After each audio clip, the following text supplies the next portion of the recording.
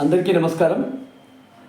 ఈరోజు మనం నిన్న గొడ్డలి పార్టీ వారు నిర్వహించినటువంటి నిరసన కార్యక్రమం సందర్భంగా వారు చేసిన కొన్ని వ్యాఖ్యలు, వారి నాయకుడు మాట్లాడిన విషయాల గురించి మనం చర్చించుకుందాం. నిన్న జరిగిన నిరసన కార్యక్రమంలో జంజీలు చాలా స్పందించారు. జంజీలు చాలా చక్కగా పాల్గొన్నారు. వారు డిఎస్సి లీకేజ్ గురించి వాళ్ళ స్పందన చాలా బాగుందని చెప్పి మాట్లాడడం జరిగింది. అయ్యా జగన్మోహన్ రెడ్డి గారు, జంజీలు అంటే ఎవరో తెలుసా? ఒక్కసారి నిన్న జరిగిన నిరసన కార్యక్రమానికి సంబంధించినటువంటి వీడియోలన్నీ మీ దగ్గర లేకపోతే తెప్పించుకొని చూడండి. వాళ్ళ వెనకాల నేను ర్యాలీలో ధర్నాల్లో పాల్గొన్న వాళ్ళందరూ కూడా మీ పార్టీ క్యాడరు, మీ పేటీఎం బ్యాచ్ తప్ప, ఇంతింత గెడ్డాలు మీసాలు పెంచుకున్న మీ పేటీఎం బ్యాచ్లు తప్ప జంజీలు ఎవరు లేరు. జంజీల గురించి మీకు విషయం తెలుసో లేదో, జంజీలు చాలా నిబద్ధతతో ఉంటారు. వాళ్ళ ఆలోచన సరళి చాలా వేరు ఉంటుంది. వాళ్ళు హింసకు వ్యతిరేకులు, అవినీతికి వ్యతిరేకులు, అక్రమాలకు వ్యతిరేకులు.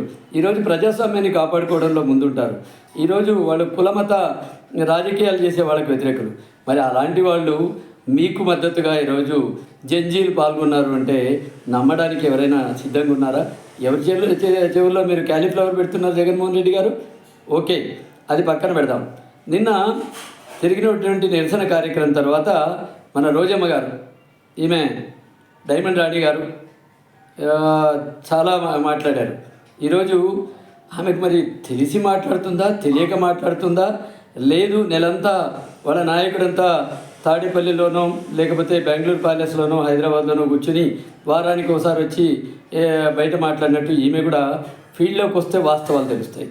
అవి తెలియకుండా మాట్లాడుతున్నారు తెలియదు. కానీ నిన్న మాత్రము అంబోతు గొంతేసుకొని బిగ్గరగా అరిస్తే ప్రజలు నమ్మేస్తారనుకోవడం చాలా పొరపాటు. అమ్మా రోజా గారు, వాస్తవాల గురించి మాట్లాడుకుందాం.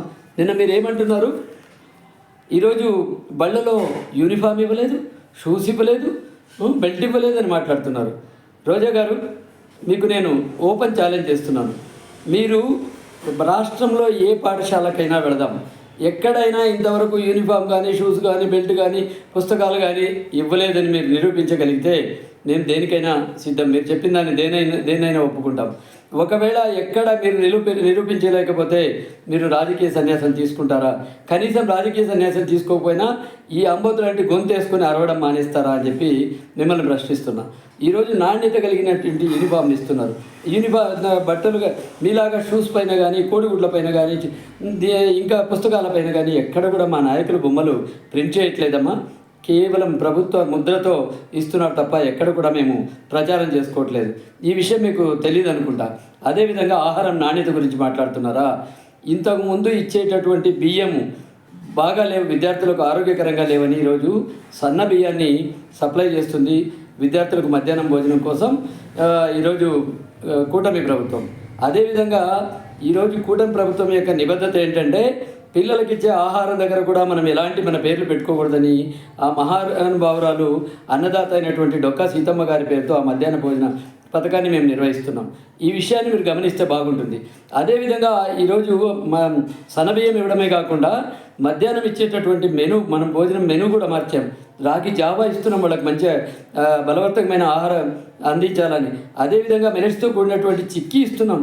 మీకు ఏమైనా కావాలంటే మీరు చూడదలుచుకుంటే మీరు ఏ పాఠశాలకు వస్తారో చెబితే, లేదు ఎక్కడికి రమ్మంటే మేము అక్కడికి వస్తాం.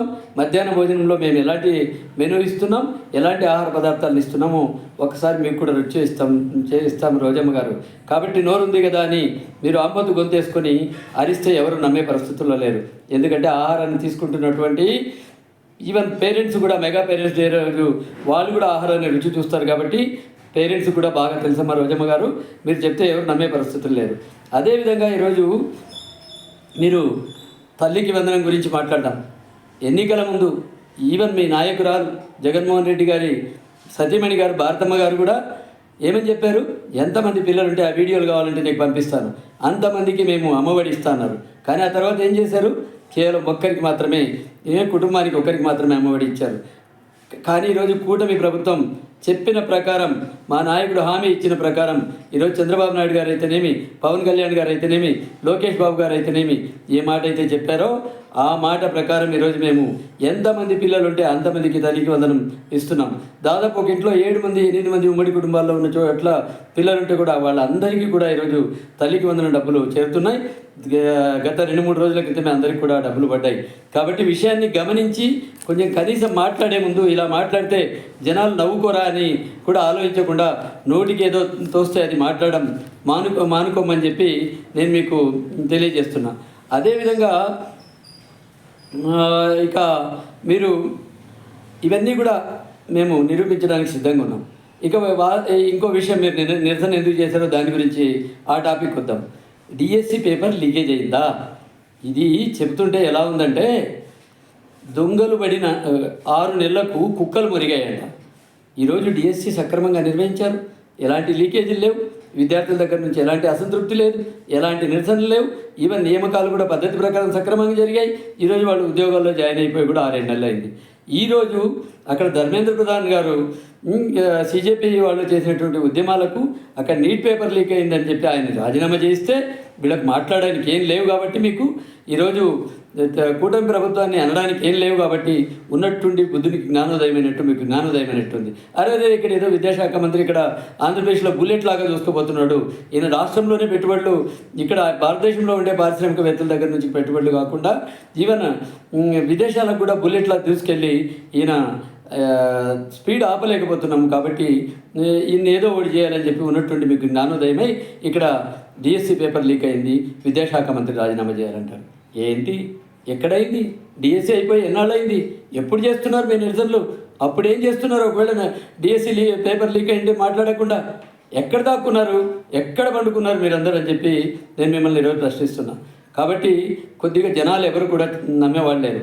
మీరు మెగా డిఎస్సి ఇస్తామని చెప్పి ఈరోజు ఒక్క డిఎస్సి కూడా 5 ఏళ్లలో కండక్ట్ చేయకుండా నిరుద్యోగులు మీరు జాబ్ క్యాలెండర్ ఇస్తామని జాబ్ క్యాలెండర్ ఒకటి మోసం చేయకుండా ఈరోజు అధికారంలోకి వచ్చిన వెంటనే చెప్పిన మాట ప్రకారం డిఎస్సి కండక్ట్ చేసి దాదాపు 16,500 ఉద్యోగాలు పైగా భర్తీ చేసి మీరేదో అవాకులు చవాకులు పేలితే ఈరోజు నియామకాల్లో తప్పులు జరిగాయంటే దాన్ని ఎవరైతే ఐఏఎస్ అధికారులు, దాన్ని నిర్వహించిన అధికారులు, దానికి సంబంధించిన శాఖ అధికారులు case to case, pin to pin ఎందుకు ఇది ఇలా చేయాల్సి వచ్చింది, ఈరోజు హారిజంటల్ రిజర్వేషన్స్ అంటే ఏంటి అనే విషయం కూడా మీ బుర్రలకు ఎక్కవని సవివరంగా కేస్ టు కేస్ చెప్పిన తర్వాత కూడా ఈరోజు మీరు అక్రమాలు జరిగాయని మాట్లాడతారా? కొద్దిగా మాట్లాడడానికి సిగ్గు ఉండాలి.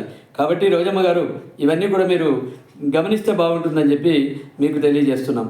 ఒకవేళ మీకు నిజంగా నిబద్ధత ఉంటే, మీకు నిజంగా డిఎస్సిలో అక్రమాలు జరిగాయి అనుకుంటే, మా నాయకుడు విద్యాశాఖ మంత్రి అని మీరు అంటున్నారే రాజీనామా చేయాలని, ఆ నాయకుడు మీ యొక్క నాయకుని ఇంటికి దగ్గరలోనే వచ్చి దాదాపు 1 కిలోమీటర్ దూరంలోనే ఇంతకుముందే ఈరోజు మీరు డిఎస్సిలో అక్రమాలు జరిగాయంటే నేను ఓపెన్గా నడి రోడ్లో డిస్కస్ చేయడానికి సిద్ధంగా ఉన్నాను, నీ దగ్గర దమ్ము ధైర్యం ఉంటే రండి అని చెప్పి ఛాలెంజ్ చేసిన రోజు ఎందుకు మీకు ఉలుకు పలుకు లేదు? ఆ రోజు వచ్చి మీరు మాట్లాడవచ్చు కదా. ఈరోజు అక్కడెక్కడో ధర్మేంద్ర ప్రధాన్ అని కేంద్రంలో ఆయన రాజీనామా చేశాడని మీకు ఇక్కడ విద్యాశాఖ మంత్రిని రాజీనామా చేయమంటారా?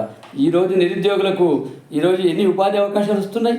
ఈరోజు భారతదేశంలోనే మొత్తం వచ్చిన పెట్టుబడులలో దాదాపుగా 25% పైగా పెట్టుబడులు ఈరోజు ఆంధ్రప్రదేశ్కి వచ్చాయి. అంటే ఇక్కడ పెట్టుబడులకు అనుకూలంగా ఉంది. ఈరోజు ఇక్కడ పనులు శరవేగంగా జరుగుతున్నాయి, ఆ తర్వాత వచ్చేసి అనుమతులు శరవేగంగా జరుగుతున్నాయి. కాబట్టి విదేశాల నుంచి కూడా ఈరోజు ఆంధ్రప్రదేశ్లో పెట్టుబడులు పెట్టడానికి పెట్టుబడిదారులు ముందుకు వస్తున్నారు. కాబట్టి ఇవన్నీ కూడా జరిగితే ఇవన్నీ గ్రౌండ్ అవుతున్నాయి. ఈ కంపెనీలన్నీ ఈరోజు గూగుల్ డేటా సెంటర్ ప్రపంచంలోనే అత్యధిక పెట్టుబడి బయట ఎక్కడైనా పెట్టిందంటే అది భారతదేశంలోనే. అదేవిధంగా అదానీ కానివ్వండి, లేకపోతే ఈరోజు రిలయన్స్ వాళ్ళు కానివ్వండి, టీసీఎస్ వాళ్ళు కానివ్వండి, యాక్సెంచర్ కానివ్వండి, ఎన్ని సాఫ్ట్వేర్ కంపెనీస్ వస్తున్నాయి. కాబట్టి ఇవన్నీ కూడా మా ప్రియతమ నాయకులు విద్యాశాఖ మంత్రి మరియు ఐటీ శాఖ మంత్రి వర్యులు ఈరోజు పడుతున్న కష్టానికి ప్రతిఫలంగా వచ్చినవి. దీన్ని చూసి ఓర్వలేక, ఆయన స్పీడును చూసి తట్టుకోలేక ఈరోజు ఆయన పైన అవాకులు చవాకులు పేరుతూ రాజీనామా చేయమంటారా? అడగడానికి మీకు సిగ్గుందా అని చెప్పి నేను తెలియజేస్తున్నా. ఇదే విధంగా మీరు ఇప్పటికైనా నిర్మాణాత్మకమైనటువంటి ఒక రాజకీయ పార్టీగా వ్యవహరించకపోతే రాబోయే రోజుల్లో మీకు పుట్టగొత్తలు ఉండవని చెప్పి తెలియజేస్తూ సెలవు తీసుకుంటున్నాను. జై హింద్.